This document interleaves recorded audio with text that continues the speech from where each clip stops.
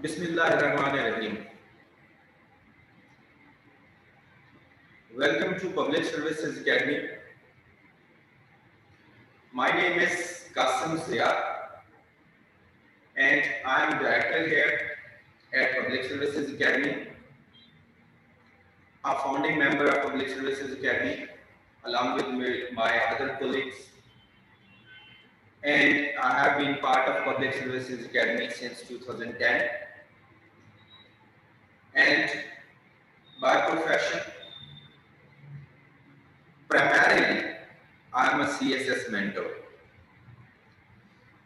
2010 से अब तक hundreds of students ने पब्लिक सर्विसेज एकेडमी को ज्वाइन किया. इनफैक्ट यू से thousands of students, जिसमें से 100 of students have qualified CSS. More than 500 students have qualified not only CSS but competitive exam.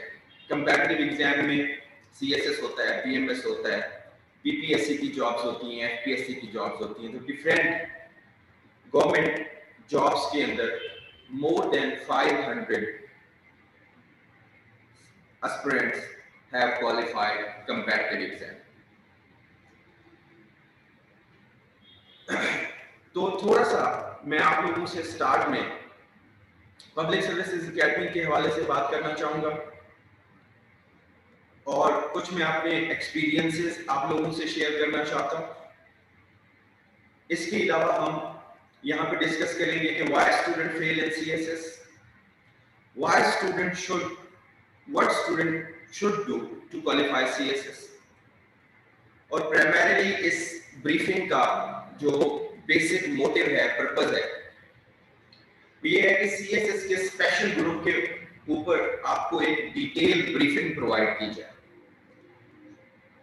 CSS special group के अंदर हम CSS aspirants को किस तरह से ट्रेन करते हैं और CSS स्पेशल ग्रुप क्यों सबसे ज्यादा रिजल्ट ओरिएंटेड ग्रुप है. जिस तरह से आप सभी स्टूडेंट्स हैं, CSS करना चाहते हैं या कोई भी कंपैटिटिव एग्जाम को क्वालिफाई करना चाहते हैं, इसी तरीके से हम भी इसी फेज से गुजरे हैं CSS के इस पूरे प्रोसेस से. और आपको पता है कि जब आप CSS करते हैं तो आपके साथ फिर जो आपका ग्रुप होता है वो भी सारे CSS एस्पिरेंट्स होते हैं. तो हमारे साथ भी ऑलमोस्ट यही सिनेरियो था. तो हम डिफरेंट एकेडमीज के अंदर गए, डिफरेंट लोगों से हमने कोचिंग ली, बट अल्टीमेटली हम इस नतीजे पर पहुंचे कि we are on our own. हमें तैयारी खुद से करनी है, क्योंकि एकेडमी एक बेसिक गाइडलाइन प्रोवाइड करने के अलावा कुछ नहीं करती है. हमारा CSS का टेन्योर गुजरा 2005 से मैं CSS के साथ अटैच हूँ. स्टार्ट में तो जैसे एक एस्पिरेंट होता है डिफरेंट जगह से इंफॉर्मेशन कलेक्ट करते हैं कि जिन्हें CSS करना है, तो 1-2 साल हम जैसे लोगों को, मेरे जैसे बंदे को 1-2 साल सोचने में ही लग गया कि CSS स्टार्ट करना चाहिए कि नहीं. अल्टीमेटली 2007 to 10 हमारा CSS का टेन्योर है और उसके बाद डायरेक्टली हम CSS कोचिंग की तरफ आए. तो ये चीजें मैं आपको इसलिए बता रहा हूं कि we are not businessman, we are not entrepreneurs, we have been like CSS aspirant, और उसके बाद after CSS we are mentoring CSS. तो हमने ये डिसाइड किया कि we should like utilize our experience to guide CSS students. तो मैं और मेरे colleagues we have decided to open a CSS academy. तो हमने एक CSS की academy open करने के लिए डिसाइड किया. तो तब हमने सोचा कि एक आइडियल सीएसएस एकेडमी के अंदर क्या चीज होनी चाहिए जो कि सीएसएस एस्पिरेंट्स की सारी नीड्स को केटर करे। मतलब अगर एक सीएसएस एस्पिरेंट या कंपैरेटिव एग्जाम का एस्पिरेंट कोई भी एकेडमी ज्वाइन करे तो उसके बाद उसको किसी किस्म का प्रॉब्लम ना हो, वो टिल एलोकेशन वो इस एकेडमी का हिस्सा होना चाहिए और उसको सीएसएस क्वालिफाई करवा के या कोई भी कंपैरेटिव एग्जाम क्वालिफाई करवा के हम यहाँ से भेजें। That was a very difficult task, in fact बहुत मुश्किल काम था, क्योंकि हम जिस टाइम के ऊपर थे उस टाइम पे लाहौर की अगर बात करें तो जस्ट एक दो एकेडमीज थी यहाँ पे, इसके अलावा एकेडमीज नहीं थी। अब तो खैर आपको काफ़ी एकेडमीज मिलती हैं और कोई भी पर्सन जिसको थोड़ा बहुत एक्सपीरियंस होता है सीएसएस का या नहीं भी होता तो वो एक एकेडमी ओपन करते हैं और सीएसएस की कोचिंग देना शुरू कर देते हैं। और हम ये समझते हैं कि सीएसएस के अंदर एक प्राइमरी फेलियर नॉन एक्सपीरियंस्ड लोगों का सीएसएस की कोचिंग प्रोवाइड करना भी है। दूसरे नंबर पर कुछ बिजनेसमैन और कुछ इस तरह के लोग जिन्होंने थोड़ी सी इन्वेस्टमेंट की और सीएसएस की एकेडमी ओपन करके उन्होंने रन करना शुरू की। तो एक चीज आप ध्यान में रखिए कि कोई भी पर्सन सीएसएस एस्पिरेंट्स को या कोई भी कंपैरेटिव एग्जाम के एस्पिरेंट्स को ट्रेन नहीं कर सकता जब तक कि उसका पर्सनल एक्सपीरियंस सीएसएस का नहीं। क्योंकि जब तक आपको उसके प्लस माइनस का पता नहीं होता, जब तक आप उस फेज से खुद नहीं गुजरे होते, आपको अंदाजा नहीं होता कि स्टूडेंट्स का प्रॉब्लम्स क्या हैं या स्टूडेंट्स के इश्यूज क्या हैं या स्टूडेंट्स किन प्रॉब्लम्स से गुजर के सीएसएस को क्वालिफाई करते हैं या सीएसएस को क्वालिफाई करने के लिए, कंपैरेटिव एग्जाम को क्वालिफाई करने के लिए जो रिक्वायरमेंट है वो क्या। तो इसके लिए हमने एक रिसर्च कंडक्ट की और हमने 1000 स्टूडेंट्स के इंटरव्यूज कंडक्ट किए इनिशियली। और जो जो प्रॉब्लम्स हमारे सामने आए उन सारे प्रॉब्लम्स के सलूशन के बाद हमने ये डिसाइड किया कि सीएसएस की गाइडलाइन जो है वो या सीएसएस के एस्पिरेंट को ट्रेन करना वो 1 2 3 महीने का काम नहीं है। सीएसएस के अंदर एक एस्पिरेंट जो तैयारी कर रहा है सीएसएस की, उसको जब तक आप 1-to-1 नहीं देते, जब तक आप उसको हर एक स्टूडेंट को इंडिविजुअली प्रिपेयर नहीं करते, तब तक उसके प्रॉब्लम सॉल्व नहीं हो सकते। खैर उसके बाद हमने ये डिसाइड किया कि हम सीएसएस का एक स्पेशल ग्रुप स्टार्ट करेंगे और स्टूडेंट्स को हम तब तक ऑन करेंगे जब तक वो सीएसएस क्वालिफाई नहीं करते। तो उसके लिए हमने फिर सीएसएस का एक 1 ईयर प्रोग्राम स्पेशल ग्रुप के नाम से इंट्रोड्यूस किया इन 2016। उसकी डिटेल मैं आपको बताता हूं बाद में। और वो बहुत सक्सेसफुल, हमारी रिसर्च भी सक्सेसफुल थी और उसके बाद हमने एक्सक्यूज उस प्रोग्राम को जब एग्जीक्यूट किया और उसके जो रिजल्ट सामने आए वो भी काफी सेटिस्फैक्टरी थे। ठीक है, तो सीएसएस स्पेशल ग्रुप की सक्सेस का आप इस तरह से अंदाजा लगा सकते हैं कि सीएसएस के स्पेशल ग्रुप में हमने 70% रिजल्ट गेन किए। 30% जिन लोगों का फेलियर हुआ उसकी प्राइमरी रीजन ये थी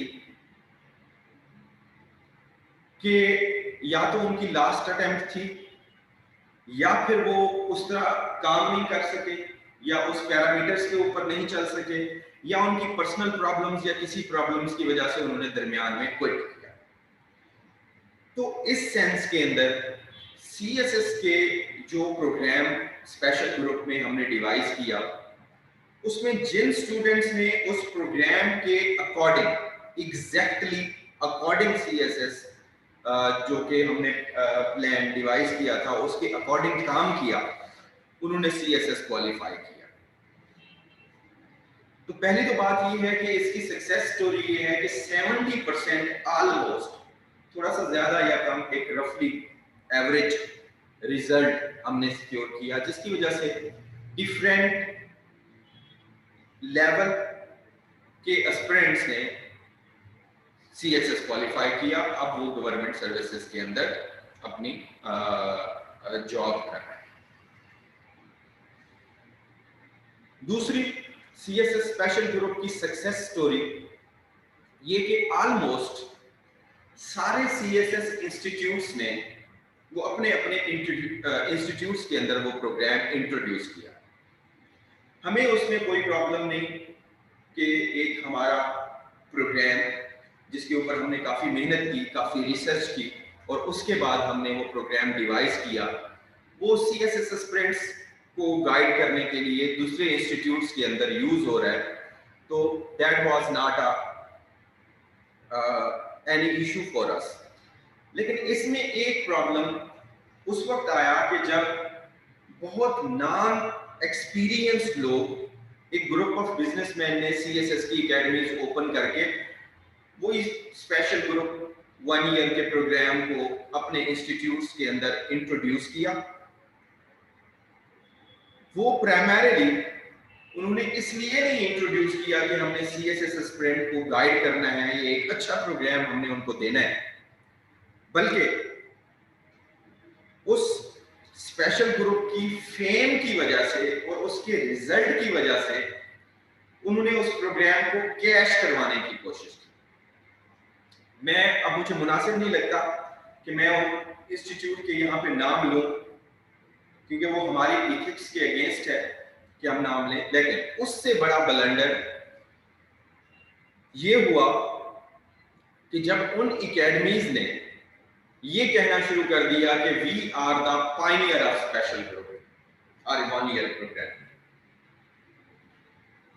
तो तब हमने ये डिसाइड किया कि सीएसएस का हमारा जो स्पेशल ग्रुप है, जो हम 2016 से अब तक कंटिन्यूअसली चला रहे हैं और सक्सेसफुली चला रहे हैं और उसके अंदर से रिजल्ट गेन कर रहे हैं, तो उसकी फेम को, उसकी एफर्ट को अगर कोई एक नॉन एक्सपीरियंस बंदा उठ के कैश करवाना शुरू कर दे for sake of just money, और वो उसके बाद स्टूडेंट्स को डिलीवर नहीं कर रहे, तो तब हमने डिसाइड किया कि we should have a briefing on it और we should communicate to the aspirants that avoid such type of people who have nothing to do with your preparation. They do not have any experience related to special group. They just copied the program or phases of the program and introduce it. मैं आपको दिखाना चाहता हूं यहां पे एक picture, this one, PSS special group 2016-17। अब इसके अंदर जो स्टूडेंट्स हैं, उन स्टूडेंट्स का मैं यहां पे नाम भी लेना चाहूंगा जिन्होंने सीएसएस को क्वालिफाई किया। हमारा एक शुरू से पैटर्न रहा है नॉन ट्रेडिशनल अप्रोच का। हम इस तरह से नहीं करते कि हमारे स्टूडेंट्स जो क्वालिफाई किए हैं हम उन्हें बार बार बोदर करें कि आप आए जी हमारे सेमिनार्स के ऊपर अनाउंस करें कि हमने यहाँ से किया है, क्योंकि हमें पता है कि हम एक आला स्टैंडर्ड के ऊपर क्वालिटी दे रहे हैं सीएसएस एस्पिरेंट्स को, ठीक है, और उसके बाद हर साल हम रिजल्ट उससे गेन करते हैं। लेकिन कोई भी हमारे प्रोग्राम को अगर यूज करके स्टूडेंट्स को डिसीव करने की कोशिश कर रहा है, तो that is our duty to tell you the actual picture that avoid such type of elements, क्योंकि वो सिवाय टाइम वेस्टेज के आपको पूछती हूँ कि जो इंस्टीट्यूट अपने स्टूडेंट्स के लिए अपना एक प्रोग्राम नहीं डिवाइस कर सकता कि वो आप एक नाम से, दूसरे नाम से, तीसरे नाम से उसको दे रहे हैं, क्योंकि स्टूडेंट्स को तो पता है कि स्पेशल ग्रुप का रिजल्ट क्या है, स्टूडेंट्स को पता है, जो लोग यहाँ से क्वालिफाई करके गए हैं उन्हें भी पता है, और इसके अलावा भी लोगों को पता है कि जी हमने स्पेशल ग्रुप से क्वालिफाई किया 1 ईयर प्रोग्राम से। अब वो सारी एफर्ट को अगर कोई भी शख्स आप उसको यूज करें, स्टूडेंट्स को गाइड करें, लेकिन अगर just to earn money but you do not deliver to students, that is not a bearable thing for us. ठीक है, जो ये पिक्चर मैंने आपको दिखाई है, इसके अंदर 20 स्टूडेंट्स हमने लिए, और उन 20 स्टूडेंट्स में से 13 स्टूडेंट्स वेरी फर्स्ट ग्रुप में 2016 से they have qualified comparative exam. कुछ सीएसएस क्वालिफाई किया, कुछ ने पीएमएस क्वालिफाई किया, कुछ कहीं पे भी एडजस्ट हुए, लेकिन 70% students they are like serving in government sectors. उसमें मैं अब नाम लेना चाहूंगा, ठीक है, उन स्टूडेंट्स के। इस वजह से लेना मैं चाह रहा हूं कि हमारे, अगर आप पेज के ऊपर जाएं और हमारे सेमिनार्स देखें, मैं इसी तरह से सेमिनार कंडक्ट करता हूं, हम कभी अपने स्टूडेंट्स को नहीं बुलाते।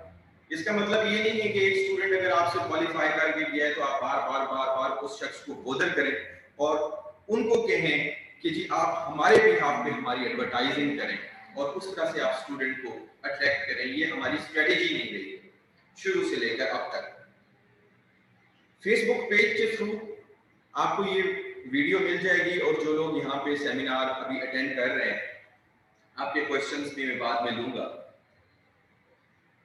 तो आप अगर हमारे पेज के ऊपर वीडियोस के अंदर जाएंगे तो हमारे सेमिनार्स जो होते हैं वो इसी तरह से होते हैं, इंफॉर्मेटिव सेमिनार होते हैं। उसके अंदर मार्केटिंग नहीं हो रही होती कि जी एक स्टूडेंट को बुलाया, जी मैंने यहाँ से किया, आप भी यहाँ से करें। Some time these seminars are paid seminars, ठीक है, और समटाइम्स आप उन्हें बहुत हैफ्टी गिफ्ट देते हैं जिसकी वजह से वो आपकी एडवर्टाइजिंग करते हैं। अगर आप क्वालिटी दे रहे हैं तो आपको इस तरह के स्टैंड्स करने की जरूरत ही नहीं पड़ती, ठीक है। आज मैं आपसे इस तरह से क्यों कम्युनिकेट कर रहा हूं, क्योंकि इस तरह से स्टूडेंट्स का फ्यूचर खराब हो रहा है, और उसमें हमारे प्रोग्राम को यूटिलाइज किया जा रहा है डिफरेंट इंस्टीट्यूट्स में, और उसके बाद क्वालिटी नहीं प्रोवाइड की जा रही, क्योंकि 5 ईयर से special group is a highest result oriented group, जिसकी वजह से स्टूडेंट उस ग्रुप को ज्वाइन करते हैं, उस क्लासेस को ज्वाइन करते हैं, और उसके रिजल्ट में आप उन्हें क्वालिटी नहीं प्रोवाइड करते। लास्ट ईयर मेरे पास एक स्टूडेंट आई, एक इंस्टीट्यूट, मैं नाम नहीं लेना चाहता, कि सर स्पेशल ग्रुप का मुझे पता चला था, तो स्पेशल ग्रुप का मुझे एक मैसेज आया, तो I thought it is your programme, तो मैं गई वहां पे रजिस्ट्रेशन करवाई। I didn't know the name of the academy, और मजे की बात यह है कि उस स्टूडेंट ने जाके बताया कि मैं स्पेशल ग्रुप ज्वाइन करना चाहती हूँ। उन्हें कहा जी स्पेशल ग्रुप ये 1 ईयर का ग्रुप है, ये आप ज्वाइन करें। खैर 6 मंथ स्पेंड करने के बाद वो मेरे पास आई, और लिटरली वो रो रही थी कि सर मेरे साथ बहुत बड़ा हैंड हो गया, मैंने बड़ी मुश्किल से सेविंग की थी और ये मैंने फीस सबमिट करवाई है, लेकिन 6 मंथ मुसलसल हमारा टाइम वेस्ट हो रहा है, कोई क्लासेस कंडक्ट नहीं हो रही हैं प्रॉपरली, और उसके बाद आज मैं यहाँ पे आई हूँ और मेरे पास अब फी पे करने के लिए पैसे नहीं। उस स्टूडेंट को हमने free of cost without any fee पूरा साल ट्रेन किया, ठीक है, और now she is serving in government of Punjab, PMS उसने क्वालिफाई किया। तो कहने का मतलब ये है कि एक हमारा रिसर्च ओरिएंटेड प्रोग्राम को आप इस तरह से यूज करें स्टूडेंट्स से को मिसगाइड करने के लिए या उनको डिसीव करने के लिए, तो that is not bearable for us. ये जो मैंने आपको पिक्चर अभी दिखाई, इसमें नंबर 1 मुनज़्ज़ा बुखारी, ठीक है, she is government officer. Number 2 doctor Jamshed. Number 3 doctor Waseem. Number 4 Adnan Adnan Asfani. Number 5 Jahanzeb Lodhi, Faiza Pathan, Farid Pathan. ये सारे नाम जो मैं आपको इसलिए बता रहा हूं कि they have successfully qualified. In fact successfully qualify ही होता है, उन्होंने बड़े आराम से सीएसएस क्वालिफाई किया। अब 2016 से हम जो एक ग्रुप चला रहे हैं, उसके कोई इंस्टीट्यूट उठ के, जो कि हमारा एक रिसर्च ओरिएंटेड ग्रुप है, तो कोई भी इंस्टीट्यूट उठ के अगर ये क्लेम करना शुरू कर दे कि we are the pioneer of special group और 1 year programme, then this is not actually bearable. तो मैं ये इतनी स्टोरी मैंने आपको इस वजह से सुनाई ताकि आप लोगों को अंदाजा हो कि आप जैसे भी तैयारी करें, लेकिन इस तरह के जो एलिमेंट हैं मार्केट के अंदर नॉन एक्सपीरियंस, उनको जरा आपने अवॉइड करना। ठीक हो गया? तो आते हैं अभी अपने मेन प्रोग्राम की तरफ। बेसिकली ये ब्रीफिंग है, सेमिनार नहीं, ये ब्रीफिंग है, इसलिए मैं सीएसएस की बेसिक के ऊपर नहीं जाना चाहता हूँ। आपको सिर्फ स्पेशल ग्रुप के ऊपर मैं उसके प्रोग्राम्स के ऊपर गाइड करना चाहता हूँ कि सीएसएस में इनफैक्ट प्रॉब्लम्स क्या होते हैं स्टूडेंट्स को, और किन पैरामीटर्स पे स्टूडेंट्स को इवैल्यूएट किया जाता है, जज किया जाता है, ताकि आप लोगों को पता हो कि आपने किस तरह से जो है अपना सीएसएस की तैयारी जो है वो कंप्लीट कर रहे हैं। एनीवे, अब सबसे पहली चीज, इंपॉर्टेंट चीज ये है कि CSS is the comparative exam. ठीक है, यहां पे मैं लिख रहा हूं, अगर आपको नजर आ जाए, कंपैरेटिव एग्जाम। अब एक चीज आपको क्लियर है कि सीएसएस कंपैरेटिव एग्जाम है या इसको आप कंपैरेटिव एग्जाम कह रहे हैं, इसके अंदर आपको जज किया जाता है कंपैरेटिवली। ठीक है, कंपैरेटिवली आपको जज किया जाता है, मतलब you are evaluated in comparison to other students. ठीक है, अब किस पर्सपेक्टिव में आपको कंपैरेटिवली जज किया जाता है? नंबर 1, आपके राइटिंग स्किल्स। नंबर 2, आपका सीएसएस के अंदर कंटेंट। नंबर 3, आपकी प्रेजेंटेशन। ठीक है,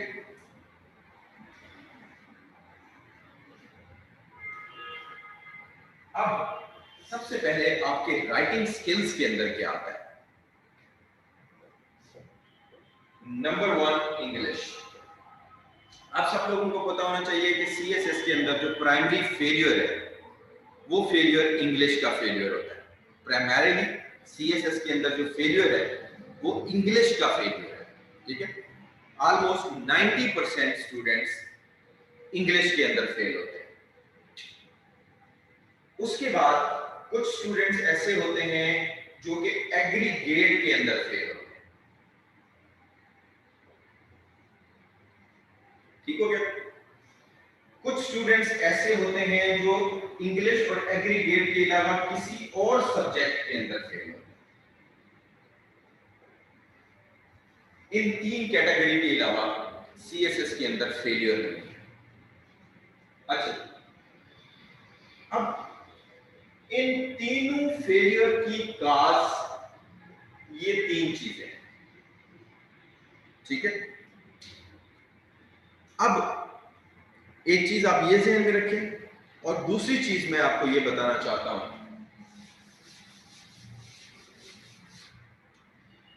कि सीएसएस के अंदर 3 कैटेगरी के स्टूडेंट्स आते हैं।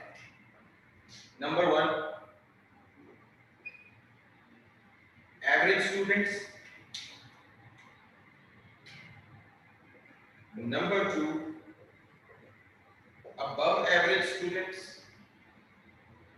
और नंबर 3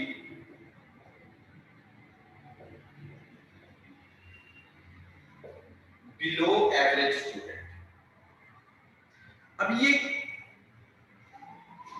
इनकी डिवीजन कैसे करनी है ये मैं आपको बताता हूं, ताकि आप लोगों को पता चल जाए कि आप किस लेवल के ऊपर फॉल करते हैं। एवरेज स्टूडेंट्स वो होते हैं जिनका एकेडमिक बैकग्राउंड स्ट्रॉन्ग है, ठीक है, अच्छे इंस्टीट्यूट से उन्होंने पढ़ा, उनको पता है कि हमने डिफरेंट क्वेश्चन किस तरह से अटेम्प्ट करने हैं, उनकी इंग्लिश का लेवल अच्छा होता है, उनके राइटिंग स्किल्स अच्छे होते हैं, उनकी प्रेजेंटेशन अच्छी होती है। अब उनके जो सीएसएस का सिलेबस है उसके कंटेंट को उन्होंने प्रिपेयर करना होता है, लाइक इंग्लिश प्रेसी, कंप्रीहेंशन, ट्रांसलेशन, ऐसे, और इसके अलावा जो 10 सब्जेक्ट्स हैं उनको इन्हें प्रिपेयर करना होता है, तो वो सीएसएस क्वालिफाई कर लेते हैं। लेकिन ये एवरेज स्टूडेंट्स जो होते हैं उनको प्राइमरीली ज्यादा फोकस करना पड़ता है इंग्लिश के ऊपर, क्योंकि इंग्लिश एक मेन फेलियर है। उसके बाद होते हैं above average students. Above average students वो होते हैं जो अपने एकेडमिक कैरियर के अंदर टॉपर्स रहे हैं, या फिर उनके फैमिली के अंदर गवर्नमेंट ऑफिसर्स हैं, उन्होंने उनकी ग्रूमिंग ही स्टार्ट से आफ्टर इंटरमीडिएट और मैट्रिकुलेशन इस एंगल में की होती है कि उन्होंने सीएसएस ही करना है आगे जाकर, तो वो स्टेप वाइज उनके वो स्किल्स पॉलिश होते रहते हैं।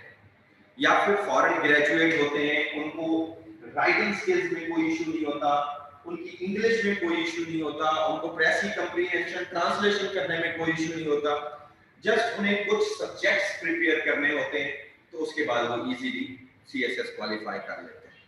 तो ये जो अबव एवरेज स्टूडेंट्स हैं इनका तो ज्यादा प्रॉब्लम नहीं होता, इनको थोड़ी सी गाइडलाइन चाहिए होती है सब्जेक्ट के ऊपर, उनके कंटेंट के ऊपर, उनको मटेरियल चाहिए होता है, या 2-4 सब्जेक्ट्स में उनको गाइडलाइन चाहिए होती है, तो वो आराम से सेल्फ स्टडी से भी सीएसएस क्वालिफाई कर लेते हैं।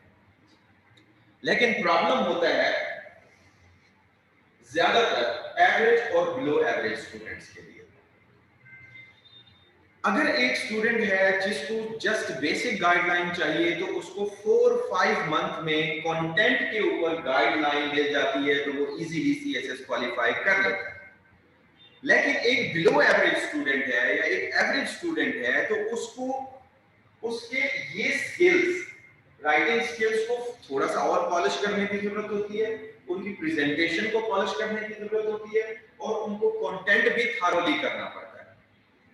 लेकिन जो बिलो एवरेज स्टूडेंट्स होते हैं उनके राइटिंग स्किल्स भी वीक होते हैं, उनकी प्रेजेंटेशन भी वीक होती है, और कंटेंट को वो इजीली मतलब ग्रिप भी नहीं कर सकते हैं, उनको ज्यादा टाइम लगता है सीएसएस क्वालिफाई करने के लिए। अब एक चीज को ये आप अंडरस्टैंड करें कि ये सीएसएस की तैयारी डिफरेंट कैटेगरी के स्टूडेंट्स के लिए डिफरेंट होती है, ठीक है। इसलिए हमने सीएसएस को डिफरेंट फेजेस के अंदर डिवाइड किया कि अगर आपको कोई भी फेज रिक्वायर्ड है तो उसी फेज से आप तैयारी स्टार्ट करें। ऐसा नहीं है कि सबके लिए एक चीज फिट हो। 4 मंथ का प्रोग्राम है तो 4 महीने आए, 4 महीने में मुझे 10 साल हो गए, 10 से ज्यादा साल हो गए सीएसएस की कोचिंग देते हुए। 4 महीने में मैंने नहीं देखा आज तक एक स्टूडेंट भी प्रिपेयर हुआ हो। सिर्फ और सिर्फ अबव एवरेज स्टूडेंट प्रिपेयर हो सकता है जो कि जिसका पहले से बैकग्राउंड इंग्लिश का थ्रू आउट रहा है, राइटिंग स्किल्स में मसला नहीं है, फैमिली के अंदर उसको सीएसपी ऑफिसर्स हैं या रिलेटिव्स के अंदर हैं उनको गाइड करने वाले हैं, स्टार्ट से उसकी ओरिएंटेशन सीएसएस की थी, उसने अपने प्राइमरी जितने भी रिक्वायरमेंट है वो उसने पॉलिश की हुई है, उस स्टूडेंट 4-5 महीने में सीएसएस क्वालिफाई कर सकता है। ये दो कैटेगरी के स्टूडेंट सीएसएस क्वालिफाई नहीं कर सकते, ठीक है, 4-5 महीने। तो इस वजह से हमने स्पेशल ग्रुप डिवाइस किया, क्योंकि हमारा मुल्क एक गरीब मुल्क है, हमारे मुल्क के एजुकेशन का स्टैंडर्ड बहुत लो है। I am very sorry to say, लेकिन दिस इज अ रियलिटी, ठीक है। हमारे यहाँ एजुकेशन का बजट हार्डली 2% होता है, हार्डली। आपकी जीडीपी का 2% बजट हम एजुकेशन को एलोकेट करते हैं, तो उसमें जो जिसको कहीं पे भी जॉब नहीं मिलती वो टीचिंग में चला जाता है, ठीक है। हमारे ये एक harsh reality. Although it is not good thing to share, and this is not disgrace to respected teachers, ठीक है, कोई डिस्ग्रेस नहीं है, लेकिन ये रियलिटी है जो कि आपको बताना चाहती है, आपको बताना चाहिए। मैं तमाम टीचर्स की रिस्पेक्ट करता हूं, चाहे वो किसी भी कैटेगरी पे पढ़ा रहे हैं, ठीक है। कुछ होते हैं लोग जो बहुत कॉम्पिटेंट होते हैं और बहुत सारे फील्ड में एडजस्ट हो सकते हैं, लेकिन वो टीचिंग को प्रेफर करते हैं for sake of nation, for sake of like services. अब इन दो चीजों के ऊपर आते हैं। पहली चीज, सीएसएस के स्पेशल ग्रुप को हमने डिफरेंट कैटेगरीज के अंदर डिवाइड किया हुआ है, ताकि किसी भी स्टूडेंट को जो भी रिक्वायरमेंट है उसको चाहिए, वो चाहे एवरेज स्टूडेंट है, वो चाहे बिलो एवरेज स्टूडेंट है, वो चाहे अबव एवरेज स्टूडेंट है, ठीक है। एक चीज तो आप जहन में रखें कि आपको सीएसएस के अंदर मेंटोर रिक्वायर्ड है, चाहे आप किसी भी लेवल के स्टूडेंट हैं, आप बिलो एवरेज हैं, आप अबव एवरेज हैं, आप एवरेज स्टूडेंट हैं, आपको एक गाइडलाइन जरूरत है जिसको सीएसएस का एक्सपीरियंस हो। कोई भी शख्स ऐसा नहीं है जिसको सीएसएस के अंदर मेंटोर रिक्वायर्ड नहीं है। अगर आप ऐसा करेंगे तो गलती करेंगे, ठीक है। पहली तो बात यह है कि मेंटोर रिक्वायर्ड है, लेकिन हर एक स्टूडेंट को हर प्रोग्राम सूट नहीं करता, तो इस वजह से हमने सीएसएस के स्पेशल ग्रुप को डिफरेंट कैटेगरीज के अंदर डिवाइड किया हुआ है, ठीक है, ताकि आपको जो रिक्वायर्ड है आप वहां से सीएसएस स्टार्ट करें और सीएसएस को फाइनल स्टेज तक आप पहुंचाएं और उसको क्वालिफाई करें। अब सीएसएस का जो सबसे पहला फेज स्पेशल ग्रुप का 1 ईयर सेशन का होता है, that is foundation phase.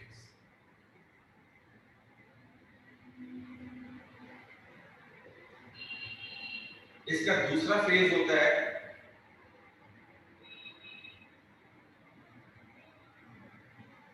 Creative writing phase. इसका तीसरा फेज होता है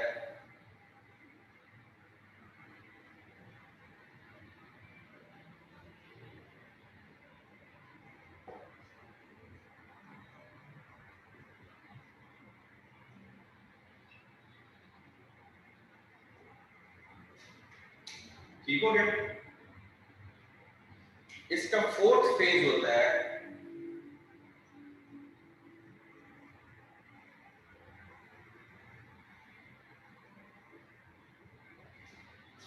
इसका फिफ्थ फेज होता है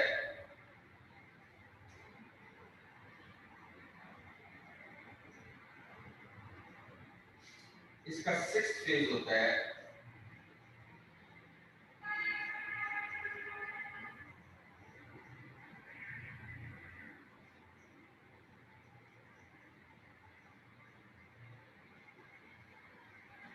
टिल एलोकेशन इवैल्यूएशन। अब इन फेज में क्या होता है और ये किस कैटेगरी के स्टूडेंट्स को रिक्वायर्ड होता है, उसके ऊपर मैं आपको डिटेल से आज गाइड कर रहा हूं, ताकि आप अगर स्पेशल ग्रुप ज्वाइन करना चाहते हैं तो आपको पता हो कि आपके स्पेशल ग्रुप के अंदर हम क्या क्या चीजें कवर करवाते हैं। फाउंडेशन फेज होता है आपकी रीडिंग और राइटिंग के लिए। किसके लिए होता है जी? Reading and writing.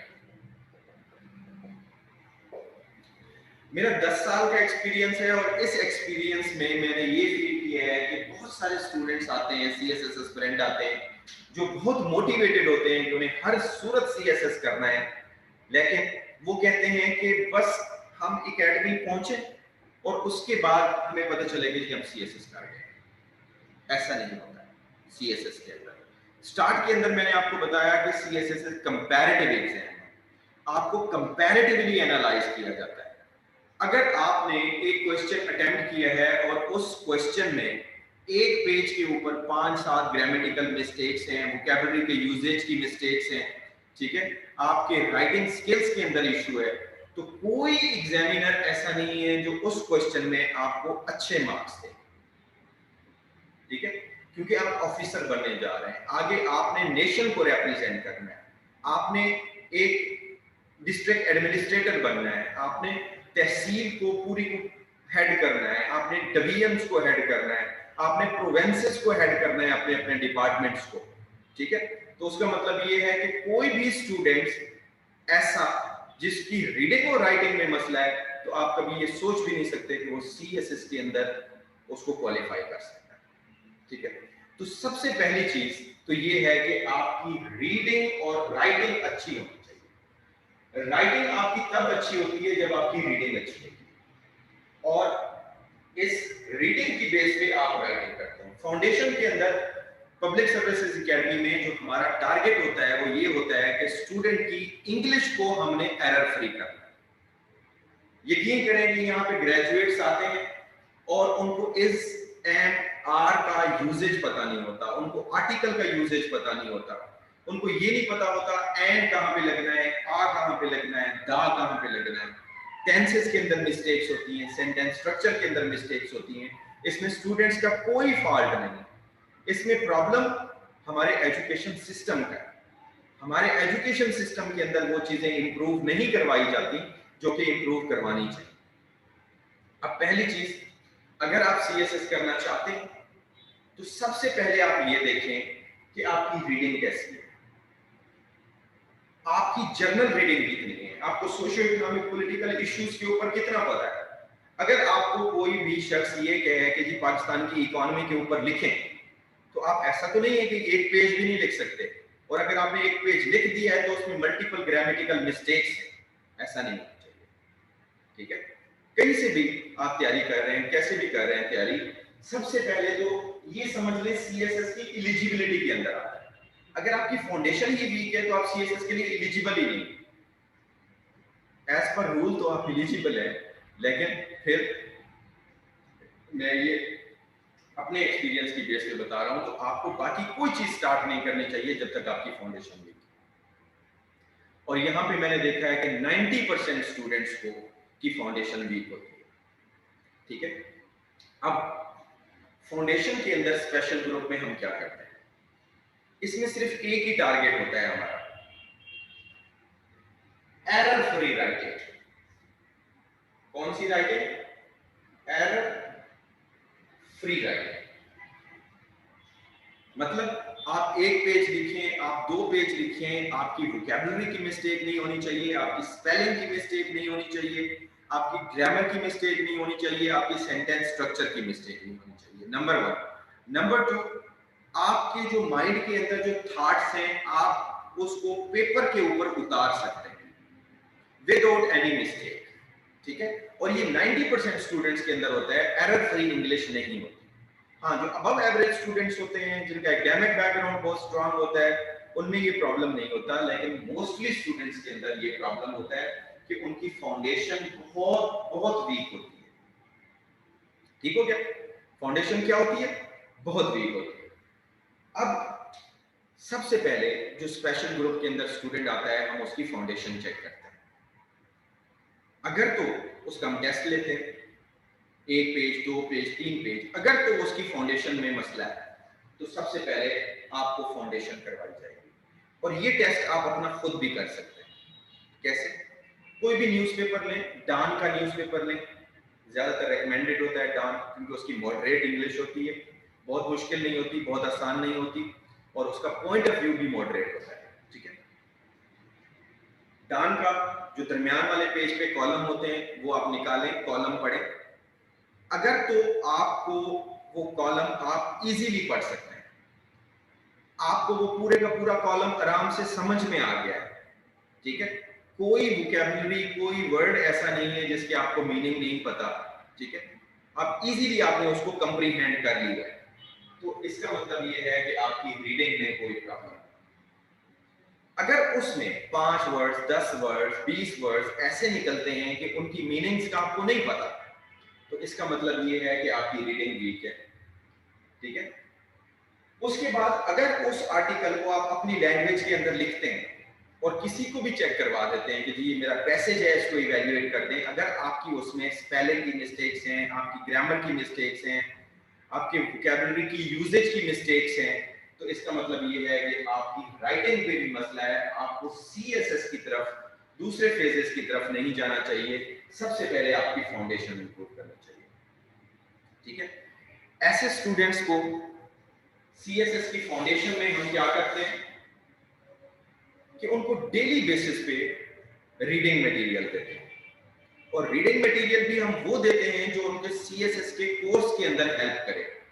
ज्यादातर सोशो इकोनॉमिक पॉलिटिकल इश्यूज के ऊपर वो हमारी एक कंपाइलेशन है डिफरेंट सोर्सेज से, अच्छे ऑथर्स की जो राइटिंग्स हैं वहां से हमने कंपाइल की हुई हैं चीजें, वो हमने रीडिंग मटेरियल के तौर पर स्टूडेंट्स को देते हैं। वो डेली उनको एक टास्क मिलता है रीडिंग का, वो वहां से करते हैं। डेली उनको वोकैबुलरी की लिस्ट्स मिलती हैं, वो उसको प्रिपेयर करते हैं, और उसके बाद वेरी नेक्स्ट डे उनकी राइटिंग होती है उसी रीडिंग के ऊपर, और उस राइटिंग को हम 1 to 1 इवैल्यूएट करते हैं, ठीक है।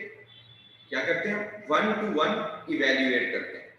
आपकी जो मिस्टेक्स पेपर के ऊपर निकलती हैं वो मिस्टेक्स आपकी जल्दी इंप्रूव हो जाती हैं एज कंपेयर टू कि आप जस्ट लेक्चर ले रहे हैं और आपको पता नहीं होता।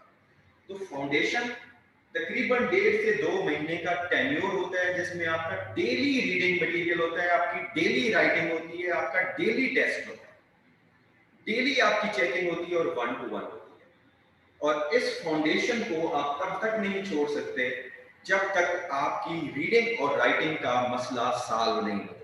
आपको इफेक्टिवली लिखना आ जाए, एरर फ्री लिखना आ जाए, आपको नॉर्मल वोकैब और एडवांस वोकैब इजीली यूज करना आ जाए, तो आपकी फाउंडेशन फिर बिल्ड होगी, ठीक है। तो अब जो स्टूडेंट्स अपना सेल्फ टेस्ट कर लें, आप अगर आप समझते हैं कि आपकी फाउंडेशन वीक है, आपको रीडिंग और राइटिंग चाहिए, ठीक है, तो फिर आप सबसे पहले अपनी फाउंडेशन इंप्रूव करेंगे, ठीक है। जब तक आपकी इंग्लिश एरर फ्री नहीं होती तब तक आप ना कोई क्वेश्चन अच्छे तरीके से अटेम्प्ट कर सकते हैं, ना प्रेसी अटेम्प्ट कर सकते हैं, ना ट्रांसलेशन कर सकते हैं, ना कंप्रीहेंशन कर सकते हैं, और ना ही किसी दूसरे सब्जेक्ट को का कोई भी टॉपिक आप अच्छे तरीके से लिख सकते हैं।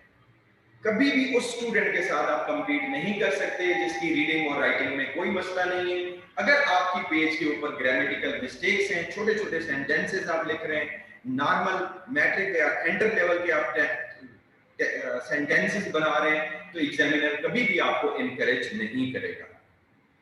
तो स्पेशल ग्रुप के अंदर सबसे पहले जिन स्टूडेंट्स की फाउंडेशन वीक होती है हम उनकी फाउंडेशन डेवलप करते हैं, ठीक है, उनकी वोकैबुलरी इतनी बिल्ड करते हैं कि कोई भी चीज अगर उनको पेपर के ऊपर उतारनी पड़े तो उनको उनके वर्ड्स उनके पास होने चाहिए, उनके अल्फाज उनके पास होने चाहिए, ताकि वो इजीली उसको लिख सके, ठीक हो गया। और ये हमारा जो स्पेशल ग्रुप है ये 2016 से चल रहा है। मैंने आपको पहले भी बताया कि इसके अंदर हमने 70% रिजल्ट हम इस वजह से सिक्योर करते हैं कि हम बिल्कुल बेसिक लेवल से स्टार्ट करते हैं, जहां पे भी आपको इंप्रूवमेंट की जरूरत है वहां पे इंप्रूव आपको करते हैं, और हर एक स्टूडेंट को 1 to 1 लेते हैं। आपका डेली टेस्ट होता है, डेली चेकिंग होती है, और हर स्टूडेंट की 1 to 1 चेकिंग होती है अलग। हर एक स्टूडेंट के लिए हमने अलग टाइम देना होता है स्पेशल ग्रुप में। कुछ लोग कहते हैं कि स्पेशल ग्रुप की फीस ज्यादा है। हम जब एक टीचर को एंगेज करते हैं, बहुत रेस्पेक्टेड सीनियर टीचर्स होते हैं, सीएसपीज होते हैं, यूनिवर्सिटीज के प्रोफेसर्स होते हैं, अगर एक हॉल के अंदर 200 स्टूडेंट्स बैठे हुए हैं और वो एक लेक्चर डिलीवर कर रहे हैं, तो वो 200 स्टूडेंट्स हों या 2 स्टूडेंट्स हों, उनको कोई फर्क नहीं पड़ता।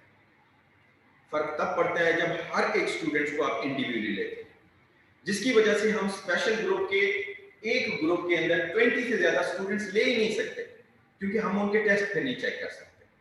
20 स्टूडेंट्स लेते हैं और 1-to-1 चेकिंग। जब आपकी फाउंडेशन बिल्ड हो जाती है, नेक्स्ट फेज होता है आपका क्रिएटिव राइटिंग फेज।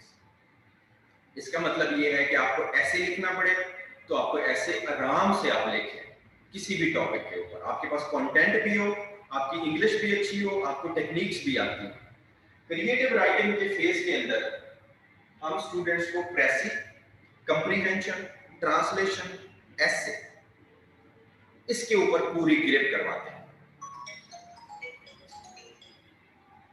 मतलब डेली बेसिस पे या तो आप प्रेसी लिखेंगे, या कंप्रीहेंशन लिखेंगे, या ट्रांसलेशन लिखेंगे, या आप ऐसे लिखेंगे, ठीक है। 25-25, 30-30 प्रेसीज, कंप्रीहेंशन, ट्रांसलेशन, इसके ऊपर आपकी प्रैक्टिस होती है। डेली की आपको एक असाइनमेंट मिलती है इसके ऊपर, और वो आप करके आते हैं। अगेन उसी तरीके से आपकी 1-to-1 चेक होती है। जब तक आपका क्रिएटिव राइटिंग का फेज कंप्लीट नहीं होता, तब तक हम आपको सब्जेक्ट नहीं स्टार्ट कराते। और यहाँ पे लोग कहते हैं कि 4 मंथ में सीएसएस की तैयारी हो जाती है, लेकिन ऑलमोस्ट 4 मंथ्स हम इन 2 फेजेस के ऊपर स्टूडेंट्स के लगाते हैं, और डेली बेसिस पे उनकी असाइनमेंट चेक होती है, डेली बेसिस पे उनको असाइनमेंट मिलती है, डेली बेसिस पे उनका टास्क होता है 1-to-1 चेक। इन 2 फेजेस के बाद reading and writing plus English plus vocab plus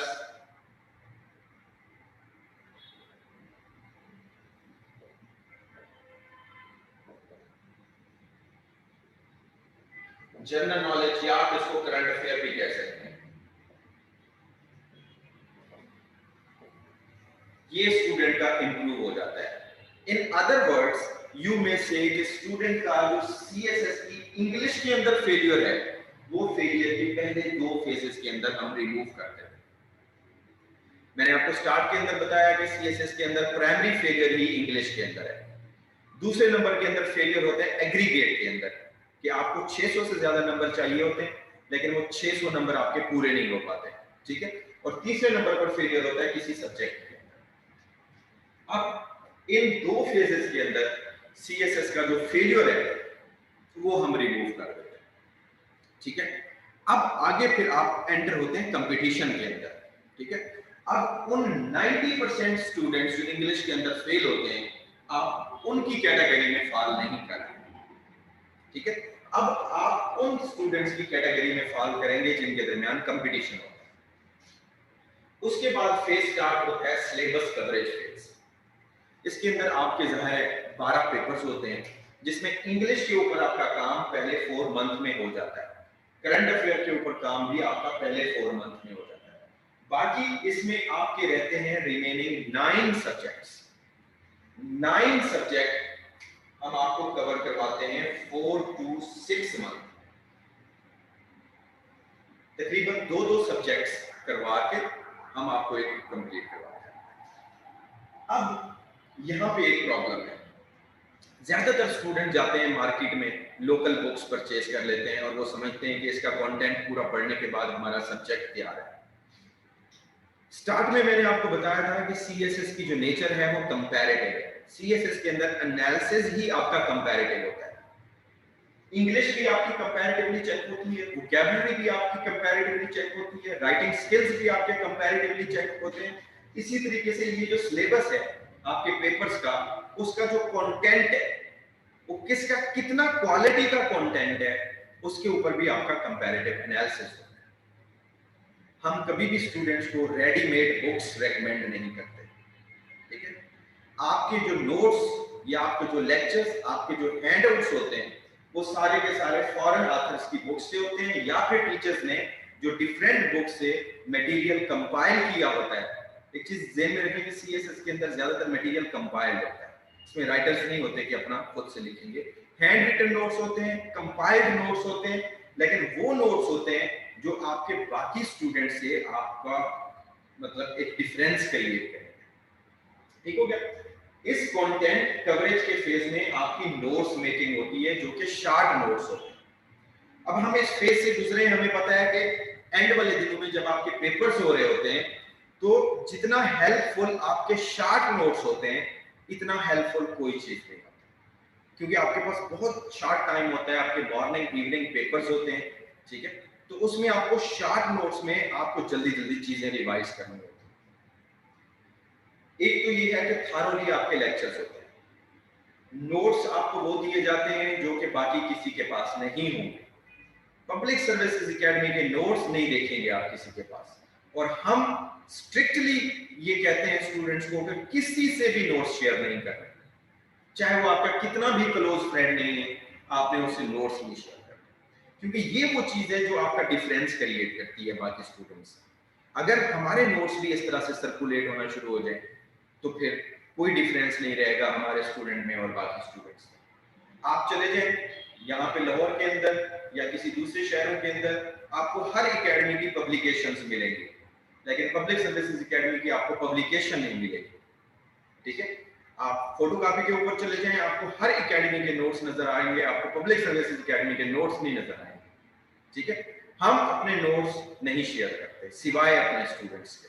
ठीक है, क्योंकि उस नोट्स के ऊपर बहुत मेहनत होती है। कोई भी नोट्स जितने मर्जी क्वालिटी के हों, अगर वो सर्कुलेट हो जाए तो वो ऑर्डिनरी हो जाते हैं, वो कॉमन हो जाते हैं। ठीक है, और सीएसएस के अंदर ऑर्डिनरी कंटेंट के ऊपर कभी भी अच्छा स्कोर नहीं आता। तो ये तकरीबन 4 to 6 मंथ, 4 to 5 मंथ तकरीबन इसके अंदर लग जाते हैं आपके। ठीक है, तो ये तकरीबन आपका यहां तक 7 to 9 मंथ्स में डिपेंड करता है स्टूडेंट के लेवल के ऊपर। सम टाइम किसी स्टूडेंट को कोई भी फेज रिपीट भी करना पड़ सकता है। ठीक है, तो 7 to 9 मंथ में आपकी ये वाली चीजें सारी कवर हो जाती है। ठीक है, अब आपकी रीडिंग राइटिंग में कोई प्रॉब्लम नहीं है, आपकी इंग्लिश के अंदर कोई प्रॉब्लम नहीं है, आपके कंटेंट के अंदर कोई प्रॉब्लम नहीं है, हर एक एंगल में आप बाकी स्टूडेंट से बहुत डिफरेंट हैं और बहुत एडवांस हैं। ठीक हो गया। उसके बाद फिर नेक्स्ट फेज आपका स्टार्ट होता है पोर्शन वाइज टेस्ट। एक चीज ध्यान में रखेंगे, सीएसएस के अंदर कभी भी ऐसा नहीं होता कि आपका बहुत ही सिंपल क्वेश्चन है। फॉर एग्जांपल पाकिस्तान अफेयर की अगर हम बात करें तो ऐसा क्वेश्चन नहीं आएगा कि define ideology of Pakistan, explain it with historical perspective. ऐसे सिंपल सिंपल क्वेश्चन नहीं आते। ये आ जाएगा कि do you think ideology of Pakistan is valid after fall of Dhaka, मतलब बांग्लादेश की सेपरेशन के बाद स्टिल आप समझते हैं कि आइडियोलॉजी ऑफ पाकिस्तान वैलिड है। ठीक है, क्योंकि हमने कहा था कि हम एक जैसी नेशन है और एक जैसी नेशन के बेस पे हमें अलग मुल्क चाहिए, जबकि बांग्लादेश हमसे अलग हो गया। ठीक है, अभी ये दो क्वेश्चन है, दो क्वेश्चन को मर्ज करके उसने एक क्वेश्चन बनाया हुआ है। अब ये एक टेक्निक होती है प्रेजेंटेशन की, आपकी कंप्रीहेंशन की, आपकी अटेम्प्टिंग स्किल्स की, कि आपने क्वेश्चन के पार्ट्स को डिवाइड करना होता है और किस पार्ट को कितना टाइम स्पेस एलोकेट करना है वो आपको आपके टीचर सिखाते हैं इन टेस्ट सेशन के अंदर। किसी भी एंगल में क्वेश्चन आए तो अगर फॉर एग्जांपल एक क्वेश्चन के अंदर 5 कह लें, 4 कह लें, 3 कह लें, 3 to 5 टॉपिक्स का मिक्सचर बनाया हुआ है फॉर एग्जांपल।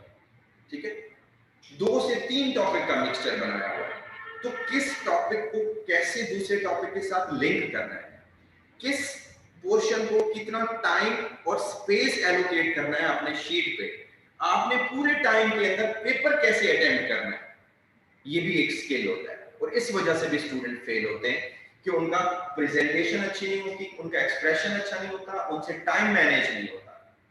पहले क्वेश्चन पे आप 45 मिनट लगा देते हैं, जबकि आखिरी क्वेश्चन के लिए आपके पास 10 मिनट बचते हैं। ये वाले इश्यूज उस वक्त तक टैकल नहीं हो सकते जब तक आपने हर एक एंगल में क्वेश्चन अटेम्प्ट नहीं किए। जब आप एक टाइम सेटिंग के अंदर बैठ के आपने पेपर अटेम्प्ट नहीं किया, तब तक आपका जो है प्रेजेंटेशन का, टाइम मैनेजमेंट का, एक्सप्रेशन का इशू सॉल्व नहीं होता। अब एक एग्जांपल मैं आपको देता हूँ, अक्सर मैं ये ऐसे की एग्जांपल कोट करता हूँ जब मैं आपको ब्रीफिंग देता हूँ। 2016 या 17 में एक ऐसे आया था कि human right violation is basic cause of sorry war on terrorism is basic cause of increment in human right violation। अब स्टूडेंट ने सोचा कि ये वॉर एंड टेररिज्म के ऊपर ऐसे है, और वो थारोली वॉर एंड टेररिज्म के ऊपर ऐसे लेके आए, छोटा सा उसमें ह्यूमन राइट का जिक्र किया। हालांकि ये ऐसे ह्यूमन राइट के ऊपर था कि ह्यूमन राइट की वायलेशन बढ़ रही है, लेकिन वॉर एंड टेररिज्म की वजह से बढ़ रही है, तो आपने ह्यूमन राइट की वायलेशन की इंक्रीज को मेंशन करना। अब स्टूडेंट कंफ्यूज उस वक्त होता है जब उसने डिफरेंट एंगल में डिफरेंट क्वेश्चन अटेम्प्ट नहीं किए होते। तो ये तकरीबन आपका 3 मंथ का फेज होता है टेस्टेशन का। 3 महीने अगेन आपने इन सब्जेक्ट्स के ऊपर सीएसएस के प्रीवियस पेपर और यहाँ पे जो टीचर्स ने पेपर्स बनाए होते हैं, उन पेपर्स को आपने क्या करना होता है, बार बार अटेम्प्ट करना होता है, बार बार क्वेश्चन अटेम्प्ट करना होता है। स्टार्ट में हम आपको ज्यादा टाइम देते हैं, फिर वो टाइम हम नैरो करते रहते हैं, और 30 मिनट्स में जब तक आप एक क्वेश्चन अटेम्प्ट करने के काबिल नहीं हो जाते, जिसमें आपकी राइटिंग भी अच्छी हो, जिसमें आपकी प्रेजेंटेशन भी अच्छी हो, जिसमें आपका एक्सप्रेशन भी अच्छा हो, जिसमें आपकी रेलिवेंसी भी हो, जिसमें आपने according to the statement question को इजीली अंडरस्टैंड किया है, कंप्रीहेंड किया है, तब तक आपके यहाँ पे टेस्ट्स होते रहते हैं। क्योंकि जो, अगेन मैं रिपीट करता हूँ कि जो मिस्टेक्स आपकी पेपर के ऊपर निकलती हैं, आप अपने हाथ से चीजें लिखते हैं तो आपको पता चलता है कि यहाँ पे मेरा प्रॉब्लम है, यहाँ पे मेरा प्रॉब्लम है, यहाँ पे मेरा प्रॉब्लम है, तब तक ये चीजें इंप्रूव होती हैं। अब टोटल स्पेशल ग्रुप में आपकी 100+ असेसमेंट्स होती हैं, 100 से ज्यादा आपकी डिफरेंट असेसमेंट्स होती हैं, इंग्लिश के ऊपर, राइटिंग स्किल्स के ऊपर, कंटेंट के ऊपर, ठीक है। उसके बाद आपके टाइम मैनेजमेंट के ऊपर, आपके एक्सप्रेशन के ऊपर, आपकी हेडिंग बनाने के ऊपर, आपकी आउटलाइन बनाने के ऊपर, ठीक है। आपका ज्यादा से ज्यादा स्कोर गेन करने की टेक्निक्स के ऊपर 100+ टेस्ट्स होते हैं, और 3 मंथ्स मुसलसल आपके टेस्ट्स ही होते हैं, ठीक है। तो इस स्टेज के बाद स्टूडेंट 100% सीएसएस को क्वालिफाई करने की पोजीशन के अंदर होता है। फिर भी सीएसएस का एक साइकोलॉजिकल प्रेशर होता है, ठीक है। उस साइकोलॉजिकल प्रेशर को रिमूव करने के लिए फिर आपके मॉक एग्जाम कंडक्ट किए जाते हैं, exactly on the pattern of CSS, morning evening test, उसी टाइम सेटिंग के अंदर, उसी तरह की शीट, उसी तरह का पेपर आपको देके आपके मॉक एग्जाम फिर हम कंडक्ट करते हैं, ठीक हो गया। अब जब आप मॉक एग्जाम कंडक्ट करते हैं और 100+ टेस्ट आपने अटेम्प्ट किए होते हैं, तो फिर आप जब सीएसएस के फाइनल एग्जाम के अंदर बैठते हैं, तो वो भी एक्टिविटी आपको इसी तरह से नॉर्मल एक्टिविटी लगती है जिस तरह से आपने रूटीन के अंदर ये सारे टेस्ट अटेम्प्ट किए होते हैं, ठीक हो गया। आप लोगों के क्वेश्चंस मैं लूंगा इसके बाद, ठीक है, और आपके जो भी क्वेश्चंस होंगे वो सारे इंशाल्लाह मैं उस चीज को देखूंगा, ठीक है। अच्छा जी, इन 5 फेज को आज तक जिस भी सीएसएस स्प्रिंट ने इफेक्टिवली काम किया है और गाइडलाइन के अकॉर्डिंग काम किया है, उसने सीएसएस क्वालिफाई किया है, ठीक हो गया। आज तक उसने सीएसएस क्वालिफाई किया है, फिर एग्जैक्टली वैसे। अच्छा, उसके बाद फॉर एग्जांपल फरवरी में हर साल पेपर होते हैं, फिर भी मैं आपको कह रहा हूं कि ये सारी चीजें करने के बाद भी गारंटी नहीं होती, ठीक है, कि जी आपने अब 100% सीएसएस क्वालिफाई करना है, क्योंकि सीएसएस कंपैरेटिव एग्जाम है। कभी सम टाइम आपकी पेपर्स के अंदर नर्व्स आपके उस तरह से साथ नहीं दे रहे होते, या कभी आपका कोई भी प्रॉब्लम हो जाता है, फिर भी आपने ये जहन में रखना होता है कि फेलियर फिर भी हो सकता है, ठीक है। फिर उसके लिए हमने रखा हुआ है कि इन केस आपका फेलियर होता है किसी भी सब्जेक्ट में, तो फिर एकेडमी आपको प्रिपेयर करती है उसी फीस के अंदर, कोई फी आपको दोबारा चार्ज नहीं की जाती। वो एरिया जो आपके वीक है या खुदा ना खास किसी एरिया के अंदर आपका फेलियर हुआ है, तो उसके बाद आपकी जो है टेल एलोकेशन इवैल्यूएशन हम करते हैं, और जहां जहां पे भी आपको प्रॉब्लम्स आए, ऐसे में आए, प्रेसी में आए, कंटेंट में आए, एग्रीगेट में आए, किसी सब्जेक्ट में आए, तो पब्लिक सर्विसेज एकेडमी आपको फैसिलिटेट करती है। और ये सारा जो प्रोग्राम है ये रिसर्च ओरिएंटेड प्रोग्राम है। मैंने आपको बताया कि इसके ऊपर इसको जब हमने डिवाइस किया, एक चीज ध्यान में रखें कि पब्लिक सर्विसेज एकेडमी पायनियर है स्पेशल ग्रुप 1 ईयर प्रोग्राम की 2016 से। अब कुछ एलिमेंट कुछ एकेडमीज वाले, अब एक स्टूडेंट मुझे कहता है कि सर ये तो हर कोई कह रहा है कि हम पायनियर हैं। आई सेड टू देम कि उनके पेज के ऊपर जाएं, 2016 की पोस्ट्स आप ओपन करें, आपको पता चल जाएगा कि 2016 में वो एग्जिस्ट भी करते थे कि नहीं करते थे। ठीक हो गया? कहने का मतलब ये हो कि हमने ये प्रोग्राम एक बहुत रिसर्च से डेवलप किया। 1000 सीएसएस एस्पिरेंट्स के हमने इंटरव्यूज कंडक्ट किए। उन इंटरव्यूज कंडक्ट करने के बाद जो जो स्टूडेंट्स को प्रॉब्लम आते हैं, वो सारे प्रॉब्लम्स हमने एक प्रोग्राम के अंदर उनको खत्म करने की स्ट्रेटेजी हमने डिवाइस की। ठीक है? अब हमारे रिसर्च प्रोजेक्ट को, और इसके ऊपर हर साल रिसर्च होती है, इसके अंदर हर साल कंटेंट हम चेंज करते हैं अपने जो सब्जेक्ट है उनका, क्योंकि एक ही कंटेंट बार बार अगर हो तो वो बहुत आम हो जाता है। कंटेंट हम बार बार इसको इंप्रूव करते रहते हैं, हर साल हम इसके ऊपर रिसर्च करते रहते हैं। डिफरेंट हमारे सोर्सेज है, वहां से हम जो डायनामिक्स चेंज हो रही होती है सीएसएस की, उससे भी हम अवेयर होते हैं। ठीक है? और कोई भी अगर हमारे फेजेस को या प्रोग्राम्स को उठा के ये जस्ट कह देता है कि जी आप आए स्पेशल, तो स्पेशल ग्रुप में या 1 ईयर प्रोग्राम के अंदर आप हम तैयारी करवाएंगे, तो एक रिसर्च ओरिएंटेड प्रोग्राम के अंदर और एक नॉर्मल प्रोग्राम के अंदर बड़ा फर्क होता है। अगर आप 10-15-20 हज़ार फीस कम करके ये कहते हैं जी स्पेशल ग्रुप में आप आ जाएं, हम भी आपको वैसे ही तैयारी करवाएंगे जैसे पब्लिक सर्विसेज एकेडमी तैयार करवाती है, तो आपके पास वो सारी रिसर्च अवेलेबल नहीं है। अभी मैं ये सेमिनार कर रहा हूँ, आप हमारे फेजेस कॉपी कर सकते हैं, आप हमारा प्रोग्राम कॉपी कर सकते हैं, लेकिन आप हमारी रिसर्च नहीं है आपके पास, वो हमारे पास है। वो डेडिकेटेड फैकल्टी जिनके साथ ये रिसर्च शेयर होती है, वो आपके पास नहीं। ठीक है? आप जस्ट किसी दूसरे का प्रोग्राम चोरी कर सकते हैं। ठीक है? और बेशर्मी की इंतहा ये है कि अपने आप को पायनियर कहते हैं। ठीक है? कि हम पायनियर। अच्छा, खैर मुझे गुस्सा इस वजह से आता है, ये इस तरह की बातें मैं नॉर्मल सेमिनार में नहीं करता हूं। एक आप किसी की इंटेलेक्चुअल प्रॉपर्टी जिसके ऊपर हमने बहुत मेहनत की है उस चीज को डेवलप करने के लिए, उससे हमने रिजल्ट गेन किए, एक तो हमारी वो एफर्ट, हमारी मेहनत, हमारी इंटेलेक्चुअल प्रॉपर्टी, उसको आप चुरा रहे हैं और उसको अपना नाम दे रहे हैं, और उसके बाद आप ये कह रहे हैं कि हम पायनियर हैं। ठीक है?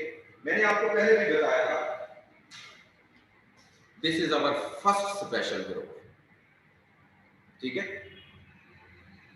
और इसमें 70% लोग क्वालिफाइड हैं 2016 से। ठीक है? आपका 2016 का कोई स्पेशल ग्रुप है जिसमें 70% क्वालिफाइड है? ये मैसेज उन लोगों के लिए जो प्रोग्राम चोरी करते हैं दूसरों के। कोई 2-4 बिजनेसमैन मिलके वो समझते हैं कि हम सीएसएस करवा रहे हैं। मुझे पर्सनली 2005 से लेकर अब तक 16 इयर्स का एक्सपीरियंस है सीएसएस के अंदर। ठीक है? एक पेज बच्चे की राइटिंग का इवैल्यूएट करके हमें पता चल जाता है कि इसको कितना टाइम चाहिए सीएसएस की तैयारी के लिए। हमने अपनी लाइफ का एक इंपॉर्टेंट हिस्सा, पोर्शन हमने सीएसएस को दिया हुआ है। हम ना कोई बिजनेसमैन है, ना हम कोई एंटरप्रेन्योर्स हैं, हम सीएसएस मेंटर्स हैं। ठीक है? जो कि तैयारी करवाते हैं स्टूडेंट्स को अकॉर्डिंग टू देयर लेवल और उनको ओन करते हैं। We are not like a businessman जो कि पैसे कमाने के लिए किसी का भी प्रोग्राम उठा के आप उसको अपना नाम दे देते हैं और आप समझते हैं कि पाकिस्तान के अंदर कानून तो इतना जो है इफेक्टिव नहीं है, ठीक है, तो जिस पे आपके खिलाफ एक्शन हो, तो वेल, तो ये कुछ चीजें थी जो शेयर करना आप लोगों के साथ जरूरी थी, ताकि आप लोगों को पता चले कि स्पेशल ग्रुप में स्ट्रेटेजी क्या होती है। अच्छा, फिर कुछ स्टूडेंट्स ऐसे होते हैं जो बिल्कुल ही बिलो एवरेज होते हैं, उनको 1 साल से ज्यादा टाइम लग सकता है। अब यहाँ पे जो इस साल का स्पेशल ग्रुप के जिसके टेस्ट चल रहे हैं अभी, उसमें 2019 के भी स्टूडेंट हैं और एक दो स्टूडेंट 2018 के भी हैं। उन्हें आज तक हमने ऑन किया है।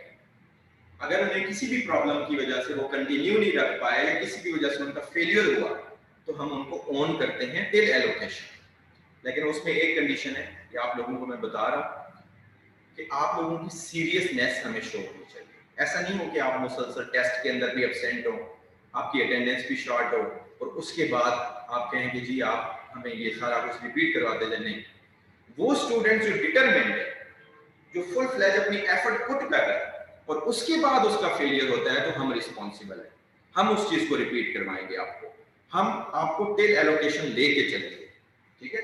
लेकिन ऐसे एलिमेंट को आपने अवॉइड करना है जो कि दूसरों की इंटेलेक्चुअल प्रॉपर्टी को अपने नाम देते हैं, ठीक हो गया। तो ये कुछ चीजें जो कि मैंने आप लोगों के साथ शेयर करनी थी स्पेशल ग्रुप के हवाले से। अब कोई भी पर्सन अगर ये समझता है कि उसको फाउंडेशन की जरूरत नहीं है, हर एक फेज की अलग अलग फीस डिवीजन भी हमने रखी हुई है कि अगर किसी को कोई फेज की जरूरत नहीं है तो उसको वो फेज लेने की जरूरत नहीं है, वो यहां से स्टार्ट कर सकता है, ठीक है, समझ में। अगर कोई समझता है कि जी मुझे प्रेजेंटेशन में कोई इशू नहीं है, मुझे टाइम मैनेजमेंट में कोई इशू नहीं है, मेरा कंटेंट बहुत अच्छा है, वो टेस्ट सेशन ना ले, हमें कोई प्रॉब्लम नहीं, ठीक हो गया। लेकिन एक सीएसएस को क्वालिफाई करने के लिए ये एक पूरी फुल फ्लैश स्ट्रेटजी है। अगर आप बिल्कुल बेसिक लेवल पे हैं और आप एडवांस लेवल तक जाना चाहते हैं, तो स्पेशल ग्रुप के अलावा कोई बेटर प्रोग्राम आपको जो है यहाँ पे नहीं मिल सकता, ठीक हो गया। तो ये कुछ चीजें थी। बाकी कुछ क्वेश्चन यहाँ पे आए हुए हैं कमेंट्स के अंदर, वो कह रहे हैं ऑनलाइन कोचिंग के हवाले से। एग्जैक्टली जिस तरह से ये सेमिनार, ये ब्रीफिंग, ये सेमिनार नहीं है बेसिकली ब्रीफिंग, जिस तरह से ये ब्रीफिंग कंडक्ट हो रही है इसी तरीके से आपकी ऑनलाइन कोचिंग होती है। आपको बोर्ड नजर आ रहा है क्लियरली, ठीक है जी। इसी तरीके से लेक्चर होता है, इसी तरीके से ऑनलाइन कोचिंग होती है। 2017 से हम ऑनलाइन कोचिंग भी कर रहे हैं। अगर हमारा पेज के ऊपर जाएं, वीडियोस के अंदर जाएं, तो स्पेशल ग्रुप के 2016 के भी आपको सेमिनार मिल जाएंगे और 2016 की भी ऑनलाइन कोचिंग के हवाले से मिल जाएगी। ज्यादातर एकेडमीज ने अभी ऑनलाइन कोचिंग स्टार्ट की है कोरोना की वजह से, बट हमारा जो इसके अंदर ओवरऑल जो है वो हम तब से ही कर रहे हैं उन स्टूडेंट्स को फैसिलिटेट करने के लिए जो कि लाहौर में नहीं आ सकते, या कुछ फीमेल स्टूडेंट्स होती हैं जिनको अलाउ नहीं होता। हमारी सोसाइटी में ऐसी चीजें हैं मौजूद, आप सब लोग जानते हैं इस चीज को, ठीक है। तो उनके लिए फिर ऑनलाइन कोचिंग का ऑप्शन होता है। उसके लिए डेली बेसिस पे आपका इसी तरह से लाइव लेक्चर होता है और बाकी जिस तरह से ये स्टूडेंट्स दूसरे अटेंड कर रहे हैं यहाँ पे बैठे, उसी तरीके से आप लोग जो है क्लास में भी होते हैं, वही सेम क्लास लाइव भी होती है, वही सेम क्लास यहाँ पे भी होती है, ठीक है। उसकी रजिस्ट्रेशन का प्रोसेस डिस्क्रिप्शन के अंदर मेंशन है। अपकमिंग सेशन जो है वो भी हम डिस्क्रिप्शन के अंदर मेंशन कर देते हैं कि नेक्स्ट सेशन कब है। ये वाला जो सेशन अभी स्टार्ट होने लगा है उसके अंदर कोई सीट बाकी नहीं है, फुल हो गई है, ठीक है। अब आप नेक्स्ट सेशन के अंदर आ सकते हैं, स्पेशल ग्रुप में इस सेशन के अंदर आप नहीं आ सकते, ठीक हो, क्योंकि जो है बहुत सारे स्टूडेंट वेटिंग के अंदर होते हैं कि जब स्पेशल ग्रुप स्टार्ट होगा तो हम जाएंगे। तो अब आपको पता है कि गवर्नमेंट ने इसके ऊपर रिस्ट्रिक्शन फिजिकल क्लासेस के ऊपर भी खत्म कर दी है, तो जो नेक्स्ट सेशन है वो ऑनलाइन भी होगा, फिजिकल भी होगा, ठीक हो गया। ऑनलाइन की जो रजिस्ट्रेशन है उसका प्रोसेस भी डिस्क्रिप्शन के अंदर हम मेंशन कर देंगे, वहां से आप अच्छे तरीके से उसको पढ़ लें। अकाउंट नंबर मेंशन है, आप सिंपली अकाउंट के अंदर अपनी फी भेज दें और उसके बाद अपनी स्लिप जो है एकेडमी के नंबर्स के ऊपर आप भेज देते हैं। 2 नंबर है,